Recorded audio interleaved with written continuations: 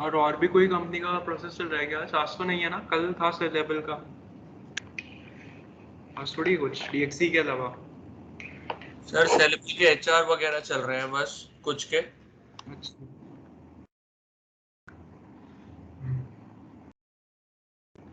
चलो, और कैसा चल रहा है? प्लेसमेंट्स वगैरह सब सही चल रहा है सबका?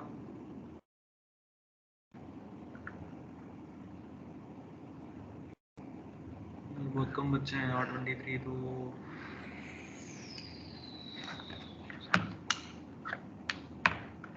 चलो लेट्स वेट, थोड़ा सा और देख लेते हैं, कुछ और बच्चे आ जाएं फिर क्लास तो करनी पड़ेगी, क्योंकि ये तो पूरा सेमेस्टर ऐसा ही चलेगा, वरना तो अपन काफ़ी क्लासेस तो कैंसिल नहीं कर सकते।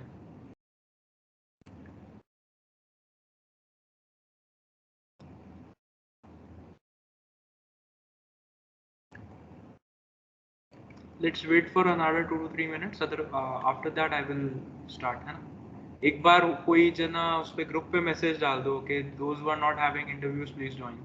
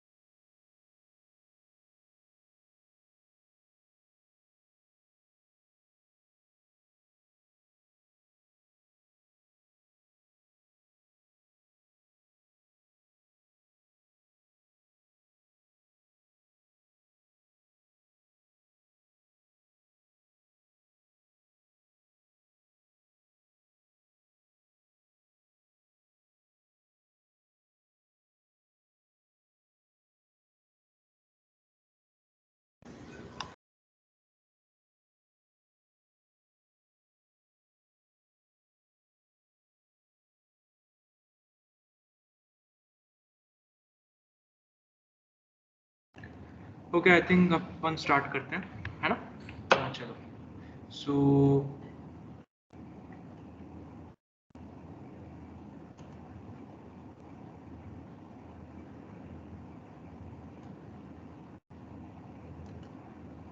खुली हुई, okay.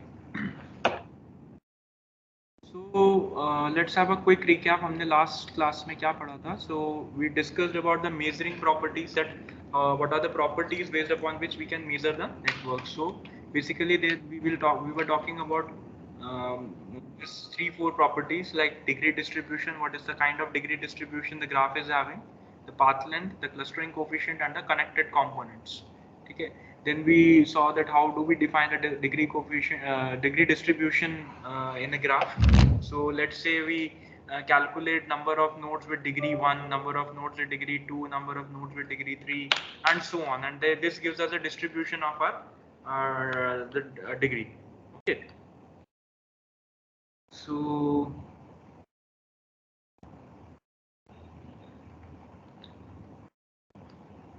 this is how we define the degree of the graph. So based upon which we define the average degree of the graph and so on. Okay. Then we talked about what is the path before discussing about what do we understand by the term path length. So what is a path? So it's basically a sequence of nodes in which edges can repeat. Okay. Mostly interested in the minimum number of edges between two given nodes, that is given the source and a destination. We want to reach from source to destination in the minimum number of paths in the graph. Okay. That defines the path length. That defines the path length of the graph. So for this we define the formula as sum of the paths from I to j nodes, from I node to j node, averaged over the maximum number of edges the graph can have. The maximum number of edges the graph can have, and the maximum number of edges the graph can have will be defined as n into n minus 1 by 2 or nc2, where we consider that every edge, every node is connected to every other node in the graph. Okay, every node is connected to, or we can say if there are n nodes in the graph, so every node is connected to n minus 1 nodes. So in that case, we will be having a graph with maximum number of edges. Okay, so we divided the sum of the paths from I to j for every I node to the j node. Okay, and when we averaged it over the total number of connections the graph can have, then it is further divided by half, because we are talking about undirected graph where there is repetition of edges, like A to B is an edge counted from the source node A to destination node B. Then in the reverse manner we can say that the same edge will be counted when the source node is B and the destination node is A. Okay, so that's why we introduce the term of divide by 2. Then we discussed about the clustering coefficient, that is how well the neighbors of a particular node are connected. How well the neighbors of the particular node are connected, for which the formula is defined as twice the number of edges between the neighbors of the node divided by the degree of the node I. Divided by the degree of the node I, ki into ki minus 1, where ki is the degree of node I. Okay. And average clustering coefficient for the graph, for the entire graph, will be then given as sum of the clustering coefficients of all the I nodes divided by the total number of nodes in the graph. Okay, I think no problem till this point of time. So this was an illustration that how we can calculate the average clustering coefficient for the given graph and the clustering coefficients for the nodes in the graph. Okay. Then we talked about the giant component in the graph, that is the largest connected component in the graph. That is represented as the giant component of the graph. So to identify it, we simply run BFS algorithm and identify the length of the let's say I consider one source node and start running BFS on that. So, and in the same way I can do repeatedly for the nodes. So the largest connected component will be the portion of the graph in which maximum number of nodes are connected. Okay. Now, for the real world networks, we evaluated all these properties. So we consider an MSN Messenger 1 month activity social network graph.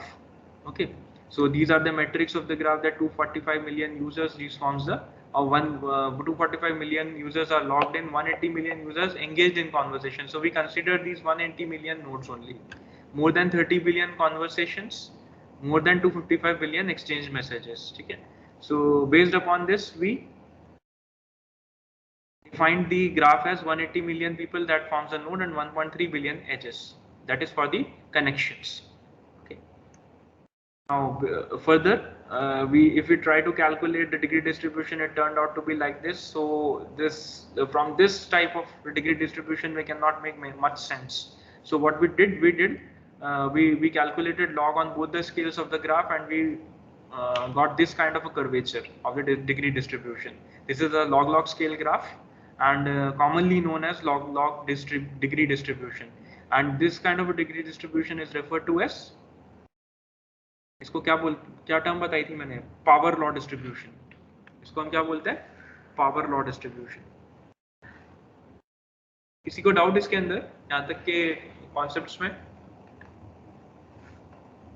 यहाँ तक के concepts में doubt है क्या?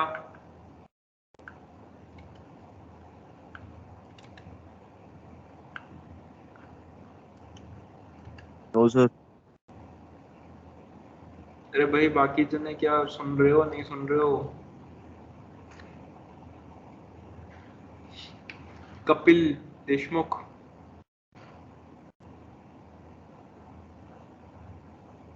Kapil Deshmukh. Hello. Hello, हाँ Kapil. Yes sir. How was the story? Sir, actually my internet is very unstable, sir. I'm not. So do you actually feel that I was telling a story? Sir, I'm not sure, sir. Sir, I'm trying to look at the slide and understand. Okay, you were looking at the slide. Okay, so Kapil, can you give me the 4 measures that we are talking for with respect to graph or the social network graph? What Sir, we talked about last concept I focused on was, I think, probability distribution. Okay, fine. Average degree distribution was another one. Average degree distribution. That's ठीक है, वो ठीक है, degree distribution की बात हो गई. Apart from that, anyone?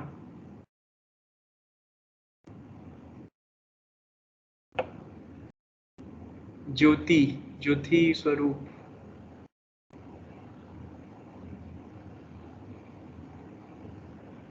ज्योति स्वरूप, are you there?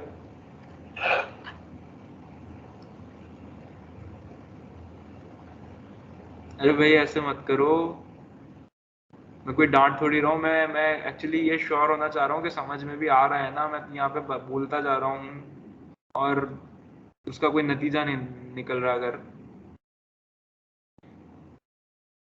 Mihir Jain, मैं किसी का वाइवा नहीं ले रहा, किसी का कुछ नहीं ले रहा. मैं बस ये जानना चाह रहा हूँ कि तुम्हें जो मैं बोल रहा हूँ समझ में आ रहा है कि नहीं. मिहिर जैन.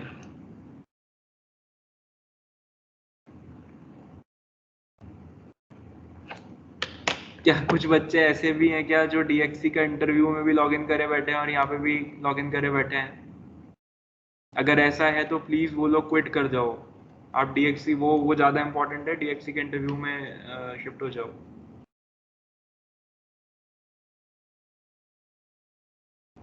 ऐसा कोई है जो क्लास में भी लॉगिन करे बैठा है और DXC में भी लॉगिन करे बैठा है simultaneously?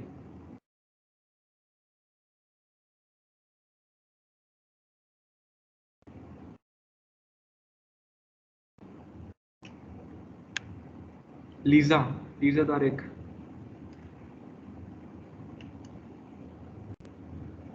Lisa Tariq.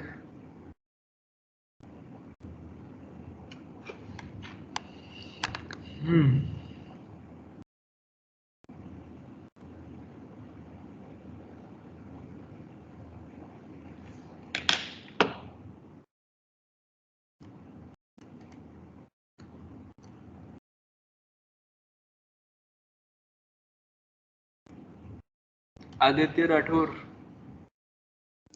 Yes sir. हाँ आदित्य, समझ में आ रहा है? सर फर्स्ट क्लास है मेरी सर. फर्स्ट क्लास है? Yes sir. अच्छा, तो कुछ तो आया होगा. क्या यस बात सर, कर रहे हैं थोड़ा अपन? समझ में आ रहा है सर. क्या समझ में आया कि अपन सोशल नेटवर्क्स की बात कर रहे हैं ना? Yes sir. सोशल नेटवर्क्स को हम एज अ ग्राफ विजुअलाइज कर रहे हैं. Yes sir. ठीक है, अब एज अ ग्राफ विजुअलाइज कर रहे हैं तो ग्राफ की कुछ प्रॉपर्टीज होती हैं. तो हमने अभी 4 बेसिक प्रॉपर्टीज आइडेंटिफाई करी हैं. इसके बेसिस पे हम उस पर्टिकुलर सोशल नेटवर्क के बारे में कुछ इंफॉर्मेशन निकालना चाहते हैं. तो वो 4 प्रॉपर्टीज हैं: degree distribution, path length, clustering coefficient और कनेक्टेड कंपोनेंट्स। Yes, sir. ठीक है, कि एवरेज डिग्री डिस्ट्रीब्यूशन क्या है या डिग्री डिस्ट्रीब्यूशन क्या है ग्राफ का, एवरेज पाथ लेंथ क्या है, कि मतलब कितने मिनिमम नंबर ऑफ ट्रैवर्सेस में मैं ग्राफ किसी भी नोड से किसी भी नोड में जा सकता हूँ ग्राफ की। देन क्लस्टरिंग कोफिशिएंट क्या है, कि कितने अच्छे से किसी पर्टिकुलर नोड के नेबर्स कनेक्टेड है। ठीक है, and finally largest connected component क्या है ग्राफ का। ठीक है, तो ये चार चीजें हैं। ठीक है, ये चार चीजें हैं। अब मैं ये पूछ रहा था कि ये इस तरह के डिस्ट्रीब्यूशन को हम क्या बोलते हैं। ठीक है, तो इस तरह के डिग्री डिस्ट्रीब्यूशन को अभी हम इस पे भी डिटेल में बात करेंगे कि क्या है, पावर लॉ डिस्ट्रीब्यूशन बोलते हैं। ठीक है, पावर लॉ डिस्ट्रीब्यूशन। तो रियल वर्ल्ड जो ग्राफ्स होते हैं उनका डिग्री डिस्ट्रीब्यूशन पावर लॉ की तरह होता है। This is for real world social networks या रियल वर्ल्ड ग्राफ्स।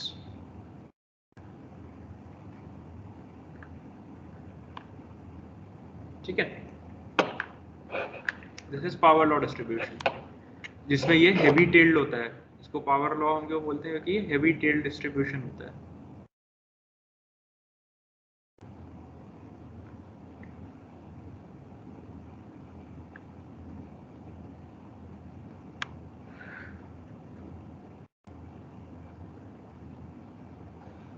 ठीक है, इसको भाई पावर लॉ क्यों बोलते हैं, क्योंकि इस डिस्ट्रीब्यूशन को अगर मैं बोलूं आई बोलता हूं तो I is directly proportional to P to the power minus some alpha value. ठीक है, P to the power minus some alpha value, मतलब जितना दूर जाते जाओगे आप उससे ये इतना प्रोमिनेंट होता जाएगा। ठीक है, तो ये डायरेक्टली ये इस तरह की इक्वेशन को फॉलो करता है, तो इसको हम पावर लॉ बोलते हैं इसलिए। ठीक है, तो sir degree well connectivity show कर रही है ना, क्या चीज? जो डिग्री है वो वहाँ पे कनेक्टिविटी शो कर रही है ना, कि जितना ज़्यादा डेंस हाँ नेटवर्क। हाँ, बिल्कुल बिल्कुल बिल्कुल। वो एक्चुअली लॉग लिया हुआ है, डिग्री तो यहाँ पर है हमारे पास, उसका लॉग लिया हुआ है हमने। फिर उसके बाद एवरेज क्लस्टरिंग कोफिशिएंट हमने मेजर करा, इसका लार्जेस्ट कनेक्टेड कंपोनेंट मेजर करा, and finally we summed up it as this, कि इसमें डिग्री डिस्ट्रीब्यूशन जो है, तो average degree was somewhere around 14.4, path length was 6.6, clustering coefficient was 0.11, giant component exist करता है। तो क्या क्या अपन इससे इन्फेरेंस कर सकते हैं? डिग्री डिस्ट्रीब्यूशन 14.4 है, तो पर डिग्री मैं ये कह सकता हूँ कि 14 कनेक्शंस अराउंड हैं। ठीक है, तो प्रोमिनेंट डिग्री उसकी 14 है, कि ज्यादातर के 14 के अराउंड डिग्री डिस्ट्रीब्यूशन होंगे। ठीक है, then we have 6.6 as path length. तो 6.6 पाथ लेंथ होने का मतलब है कि रफली अराउंड 7 पाथ्स में मैं 7 से कुछ कम पाथ्स में मैं किसी भी नोड से किसी भी नोड तक जा सकता हूँ। ठीक है, then we have clustering coefficient value as 0.11 which is very low, which indicates that the connectivity between the neighbors, क्योंकि ये 0 से 1 के बीच में वेरी करती है। 1 means very strong clustering coefficient, या जो क्लस्टरिंग है नेबर्स के बीच में वो बहुत अच्छी है, कि मतलब सब सबसे कनेक्टेड है डायरेक्टली। ठीक है, 0.11 लाइज ऑन दिस एंड, तो मतलब ये बहुत कम है। तो मतलब द थिंग इज कि किसी भी नोड के नेबर्स आपस में बहुत अच्छे से कनेक्टेड नहीं है, डायरेक्टली कनेक्टेड नहीं है। ठीक है, and then we have an existence of giant component in the network. Okay, then we have the existence of the giant component in the network. Then we have these metrics defined for one more network, like एक मेरे पास protein interaction network है जिसके अंदर number of nodes जिनको हम proteins बोल रहे हैं वो 2018 है और एजेस है 2930. So for this kind of a network the values are like this. So here what do we have? We have a largest connected component जिसके अंदर 185 nodes है. 185 components, and largest connected component is of 1647 nodes. So out of 2018 nodes, I have 81% nodes in this largest connected component. ठीक है, इसके बाद जो अगले components हैं वो छोटे छोटे हैं। ठीक है, average path length is 5.8, clustering coefficient is 0.12, average degree is 2.90. ठीक है, now we have got these results. अब हम इन results को verify करना चाहते हैं कि whether these results are mimicking the concept that we are looking for. ठीक है भाई, हमें कंपेयर करने के लिए कुछ बेस भी चाहिए। ठीक है, तो बेस हमने यहाँ पे क्या माना है कि हम रैंडम ग्राफ मॉडल को बेस मानेंगे। यहाँ पे हम मानेंगे कि हम एक रैंडम ग्राफ मॉडल कंसिडर करते हैं और फिर हम उस पे ये सारे पैरामीटर्स इवैल्यूएट करेंगे एंड देन कंपेयर करेंगे कि ये रियल वर्ल्ड के कितना क्लोज है, ये रियल वर्ल्ड के कितना क्लोज है। तो हम इन रैंडम ग्राफ मॉडल्स को एडल्सट्रेनी रैंडम ग्राफ मॉडल्स के नाम से जानते हैं, which is the name of the mathematician which has defined these random graph models. तो ये दो तरीके से डिफाइंड होते हैं। The first variant is GNP and the second variant is GNM. ठीक है, दोनों की डेफिनेशंस क्या है? GNP की डेफिनेशन है undirected graph on n nodes, each edge u, v appears identically independent distribution with probability p. मेरे पास n नोड्स हैं, ठीक है, और उन नोड्स के बीच में जो एजेस ड्रॉ होंगी वो प्रोबेबिलिटी p के बेसिस पे होंगी। मतलब ये अगर एक नोड का डिस्ट्रीब्यूशन है मेरे पास में, ठीक है, तो ये ग्राफ अब कई तरीके से कनेक्ट हो सकता है। ये ऐसे ऐसे ऐसे भी कनेक्टेड हो सकता है, ये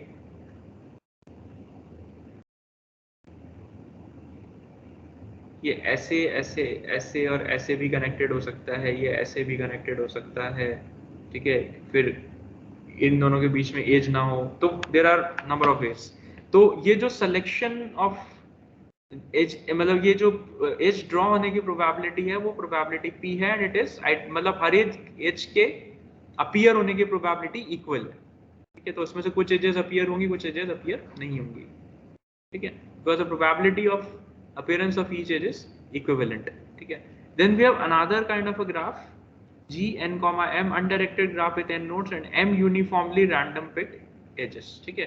अब यहाँ edges fixed नहीं है, यहाँ edges 2 भी हो सकती हैं, 3 भी हो सकती हैं, 4 भी हो सकती हैं, 2 भी हो सकती हैं, 3 भी हो सकती हैं, 4 भी हो सकती है, हो सकता है सारे ही कनेक्टेड हो। G n m में what do I have? I have n, हाँ, number of nodes fixed हैं, तो यहाँ पे number of nodes भी fixed हैं and then number of edges भी फिक्स्ड है कि लेट्स से n की वैल्यू मान लो 5 है और n की वैल्यू 4 है। हाँ, अब ये 4 एजेस कैसे किन किन नोड्स के बीच में होंगी, दैट इज रैंडम। वो कैसे भी हो सकता है, ये ऐसा ऐसा ऐसा भी हो सकता है, ठीक है, 1 2 3 4 5, हाँ, ये ग्राफ ऐसा भी हो सकता है,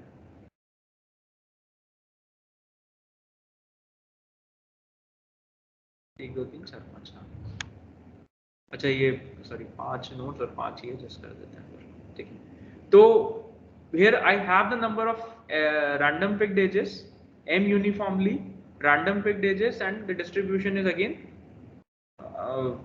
depend upon the probability that on which what is the probability of. So generally we consider identical independent probability, okay. So these are the two models defined for GNP and GNP, या GNP GNM दो एडल्सट्रेनी random graph models हैं, ठीक है। ये उसके example हैं, n and p do not uniquely determine the graph is a result of a random process, that is quite obvious कि भाई क्योंकि नाम में ही जुड़ा हुआ है उसके रैंडम ग्राफ मॉडल, तो रैंडमली कोई भी एज अपीयर हो सकते हैं किन्हीं दो नोड्स के बीच में।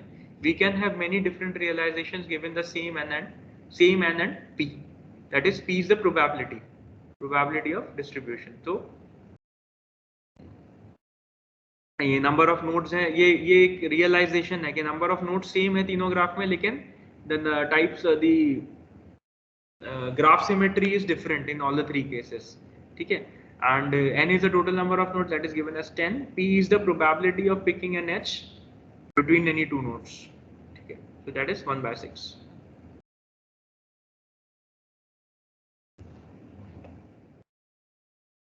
Sorry,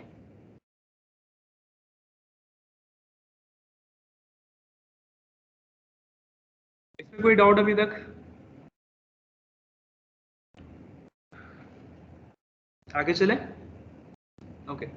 now we have degree distribution, path length and clustering coefficient, the 3 concepts, ठीक है। अब वो हम ये जीएनपी ग्राफ के लिए कैसे डिफाइन करेंगे, degree distribution, पाथलेंथ, clustering coefficient.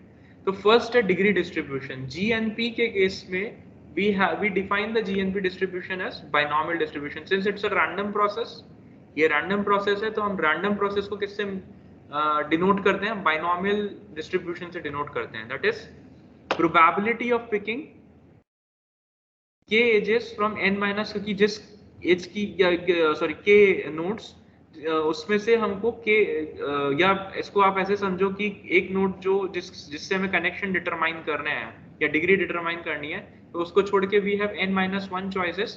Out of that I have picked randomly k choices कि भाई k नोड से कनेक्टेड है. ठीक है, तो n minus 1 ck with the probability of p. तो n minus 1 ck to the p to the power k and 1 minus p. तो जो रिमेनिंग एजेस रह गई n माइनस या नोड्स रह गई n माइनस 1 माइनस k रह गई, तो उनकी प्रोबेबिलिटी क्या होगी? 1 minus p raise to the power n minus 1 minus k. ठीक है,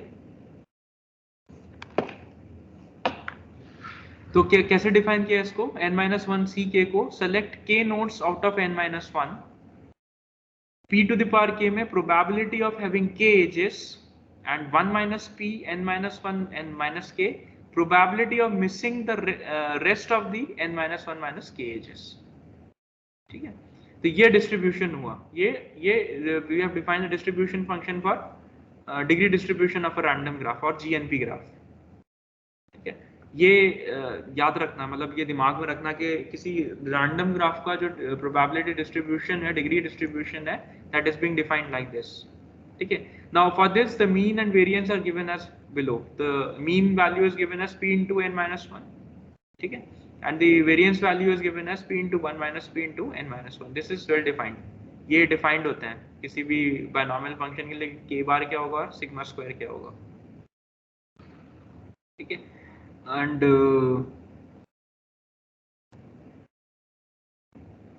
ठीक है, इसको मतलब हम ऐसे p into q भी डिफाइन करते हैं. सिग्मा स्क्वायर को p into q डिफाइन करते हैं. तो Q is the event defined as 1 minus P. ठीक है, तो P into Q into N, sorry. तो this is given as P into 1 minus P into N minus 1, sorry, N minus 1. वो एक minute में इसको ठीक ही कर देता हूँ.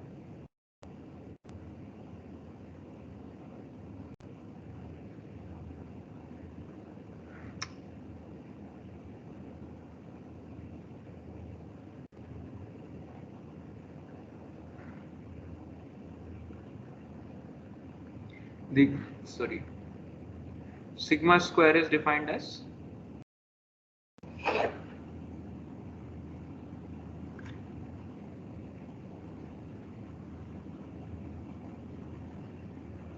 NPQ. So in our case, NPQ is given as n minus 1 P and Q. Okay. Now taking the ratio of these two, sigma and K. So we have this 1 minus P into 1 divided by P into n minus 1 की power half. ठीक है, and तो इससे क्या होगा? Just second, एक बार मैं इसको दूसरे उस पे ले लेता हूँ.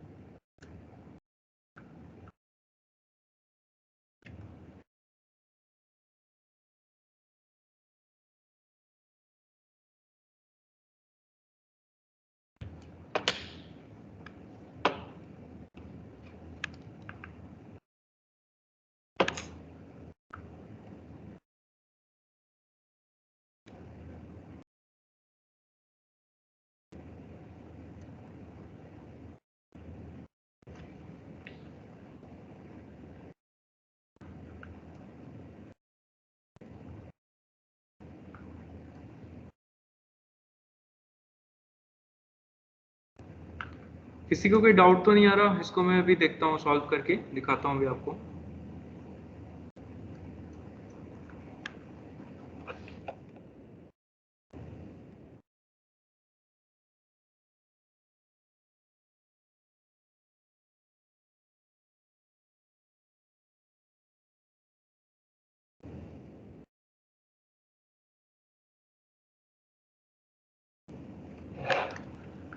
खुल गया होगा.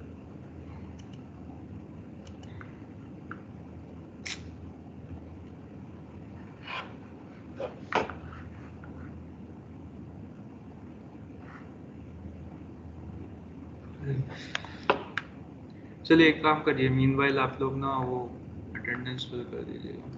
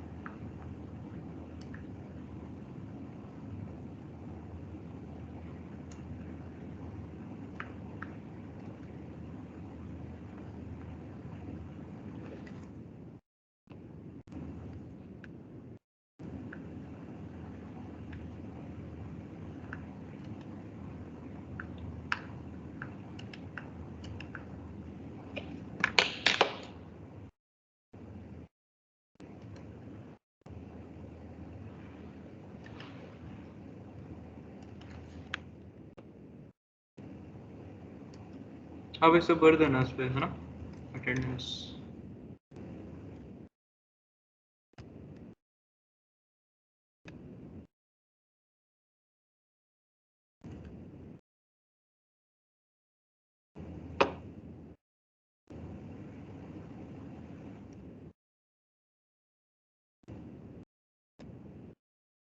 इलेवन 13 से 11-16 ही है ना? चेक कर लेते हैं।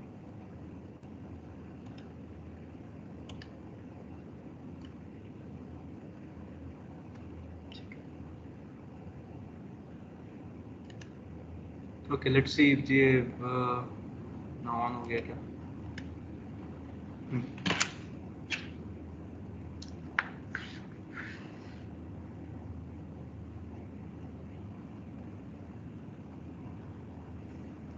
So what I did was,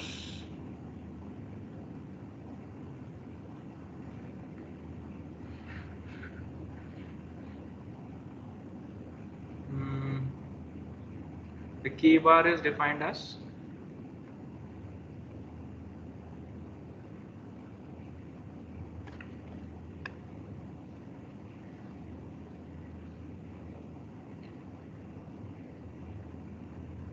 p into n minus 1, है ना? ठीक है, वैसे बायनॉमियल डिस्ट्रीब्यूशन के लिए जो मीन होता है that is defined as np, and this sigma square is defined as npq. ठीक है, but in are case we have n minus 1 nodes in consideration. ठीक है, we have n minus 1 nodes in consideration, so the mean is given as p into n minus 1 and sigma square is given as npq की वजह से वो क्या हो जाएगा, n minus 1, sorry, p and q, and q is given as p 1 minus p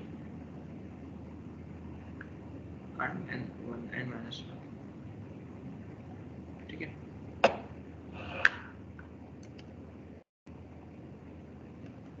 now आप इसका जो एवरेज वो लोगे सिग्मा स्क्वायर बाय के,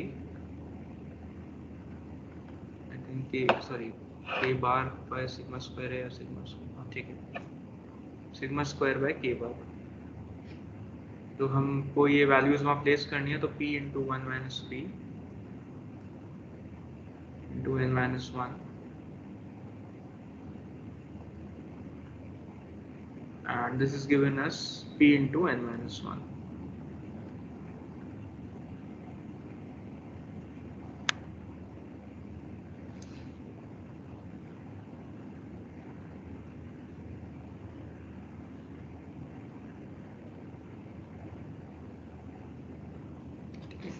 तो इसमें जो है आपका ये और ये कैंसिल हो जाएगा, and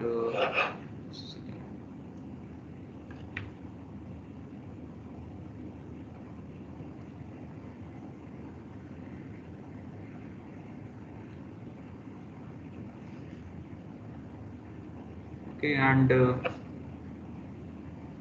1 minus p, ये जो है ये कैंसिल हो जाएगा.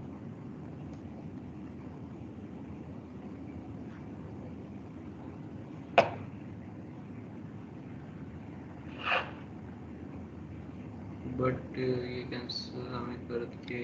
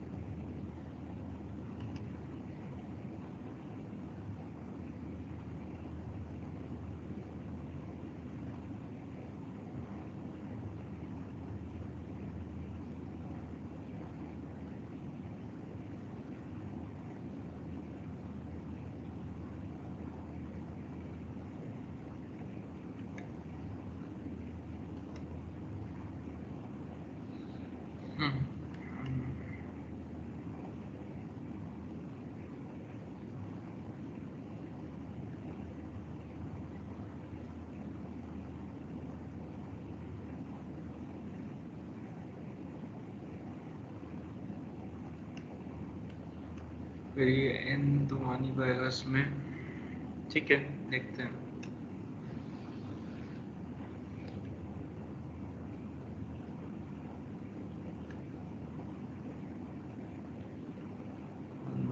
p, ठीक है. ओके फाइन, ठीक है. तो ये इसमें 1 माइनस p रह जाएगा. ठीक है. From this equation I have p defined as k bar minus k bar n minus 1. ठीक है. इसको आप जब सॉल्व करोगे तो this will be somewhat like n minus 1 minus k bar divided by n minus 1. Sorry.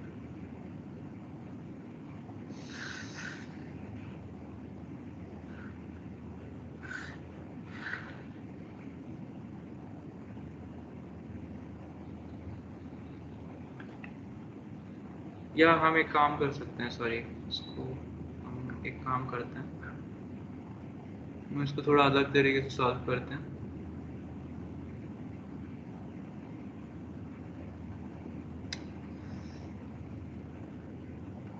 ठीक हो गया है. ठीक है.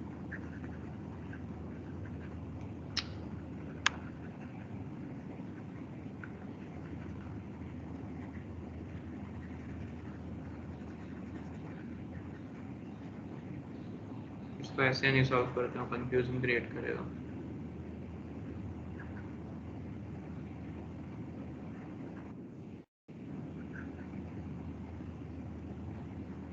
हाँ, अब देखते हैं यहाँ पे k bar is given as n minus 1 into p and sigma square is given as p into 1 minus p into n minus 1. ये तो अपन ने इन दो फॉर्मूले से देख लिया था कि बायनॉमियल डिस्ट्रीब्यूशन के लिए ये डिफाइंड होते हैं. ठीक है. अब मैं क्या कर रहा हूँ, मैं इसको भी स्क्वायर कर देता हूँ ताकि हमारे को वो इजी हो जाए स्क्वायर रूट लेने में. ठीक है. तो ये क्या हो जाएगा, p into 1 minus p into n minus 1 divided by n minus 1 का whole square and p square. So what will happen यहाँ पे, 1 minus p will remain over here and I have in the denominator n minus 1 and p. ठीक है. अब देखो p value जो है that will be very small in comparison to the denominator. ठीक है. या इसको अपन ऐसे देखें कि p की वैल्यू जो है वो 0 से 1 के बीच में रेंज करेगी. ठीक है. while the n value is very high. ठीक है. तो हम इसको अगर ऐसा तोड़ें कि 1 by n minus 1 and if I do this 1 minus p divided by p, so this will turn out to be 1 by n minus 1 and what we can say 1 by p minus 1, ठीक है, something like this, ठीक है. So this will be almost equivalent to 1, क्योंकि 1 by p जो भी value होगी वो कुछ क्लोज होके आएगी 1 के, and when we solve this out, ठीक है, तो this will be close to 1, so we can neglect this factor. इस फैक्टर को हम नेग्लेक्ट कर सकते हैं,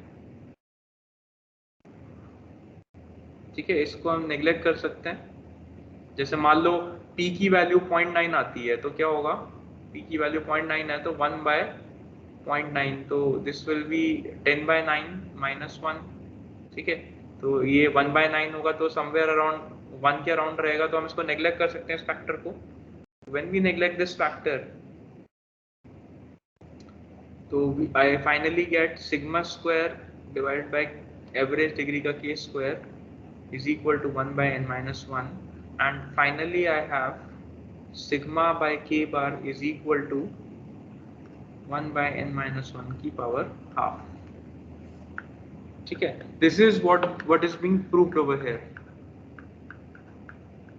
This is what is proved over here, ठीक है. This is a very interesting property. तो ये प्रॉपर्टी क्या दिखा रही है कि by the law of large numbers, as the network size increases, the distribution becomes increasingly narrow, ठीक है. तो इससे क्या हो रहा है कि अगर यहाँ n वैल्यू बढ़ रही है, n वैल्यू बढ़ने का मतलब क्या है कि आपका जो स्टैंडर्ड डेविएशन है वो कम हो रहा है. और जब स्टैंडर्ड डेविएशन, ये स्टैंडर्ड डेविएशन ही है क्योंकि ये वेरिएंस है, तो इसका स्क्वायर रूट स्टैंडर्ड डेविएशन है. स्टैंडर्ड डेविएशन जब होगा कम, तो ये क्या होगा, ये पीक स्टीप होता चला जाएगा, ये पीक ब्रॉड होने की वजह स्टीप होता चला जाएगा. तो we are increasingly confident that the degree of a node is in the vicinity of k.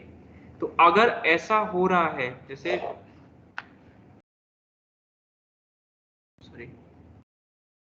अगर ऐसा हो रहा है, तो देखो ये ग्राफ है, ठीक है, इसमें मीन वैल्यू कहीं यहाँ k लाया कर रही है, ठीक है. Let's say my graph is degree distribution is like this, ठीक है. अब मैं क्या कह रहा हूँ, मैं नोड बढ़ाता जा रहा हूँ, तो नोड बढ़ने से क्या हो रहा है, this is getting steeper, this is getting steeper. मैंने और नोड्स बढ़ा दी तो ये क्या हो रहा है, ये और स्टीप हो गया, ठीक है. तो इससे क्या हम कॉन्फिडेंट होते जा रहे हैं, उसमें लास्ट लाइन के लिखिए कि we have more number of nodes which are in the vicinity of k. इस ग्राफ को अगर मैं कंपेयर करूं और इस ग्राफ को मैं कंपेयर करूं, तो दोनों में k डिग्री वाली नोड्स की जो क्वांटिटी है वो इसके अंदर ज्यादा है, क्योंकि ये इसके आसपास ज्यादा नोड्स हैं k डिग्री के, जबकि इसमें ये वाले नोड्स जो हैं तो k डिग्री से काफी दूर हैं, ठीक है. So that is what the this whole जो एनालिसिस है वो हमने करी है. उससे ये हमें निकल के आया कि हम जैसे जैसे नंबर ऑफ नोड्स बढ़ाते जा रहे हैं, वैसे वैसे डिस्ट्रीब्यूशन k डिग्री, कोई पर्टिकुलर k डिग्री जिसमें हम इंटरेस्टेड हैं, ठीक है, k डिग्री के अराउंड कंसंट्रेट होना स्टार्ट हो जाए, ठीक है. This is another interesting calculation, ठीक है. आपकी क्लासेस का टाइम हो रहा है क्या, नेक्स्ट क्लास है क्या अब इसके बाद? हाँ सर, वो नेक्स्ट क्लास स्टार्ट हो गई है अभी. चलो ठीक है, ओके. फॉर्म फिल कर दिया है ना? हाँ sir. Okay fine, thank you. So अपन कल कंटिन्यू नेक्स्ट क्लास में कंटिन्यू करते हैं, है ना. आप लोग लीव कर सकते हो. Thank you so much. Thank Thank you you, sir.